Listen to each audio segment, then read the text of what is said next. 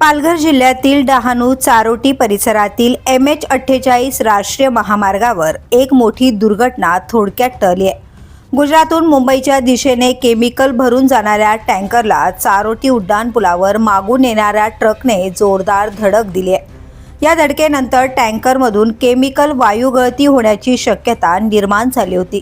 परिस्थितीचे गांभीर्य ओळखून टँकर चालकाने प्रसंगावधान राखत वाहन उड्डाणपुलावरून सुरक्षित खाली उतरवले आणि तातडीने अग्निशमन दलाला संपर्क साधला। घटनास्थळी अग्निशमन दलाने तात्काळ धाव घेत परिस्थिती नियंत्रणात आणली। यामुळे संभाव्य किंवा मोठी जीवितहानी टळली। यावेळी कासार ठाण्याचे पोलीस निरीक्षक अमर पाटील, PSI उदय पाठक व त्यांच्या पथकाने घटनास्थळी पोहोचून वाहतूक सुरळीत ठेवण्यास मदत केली।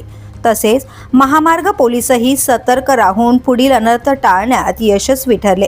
सुदैवाने या घटनेत कोणतीही जीवितहानी झालेली नाही। मात्र या अपघातामुळे काही काळ वाहतुकीवर परिणाम झाला होता।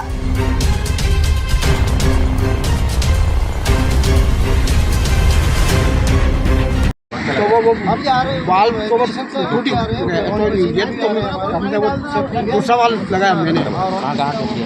ये ब्रिज के ऊपर चढ़ाई में आगे हमारा आगे गाड़ी थी तो उसके पीछे मार रहे थे तो आगे वाले ने ब्रेक लगाया तो मैंने भी लगाया तो सब वाला आया जिसके में रोक दिया तो वाल था उसका तो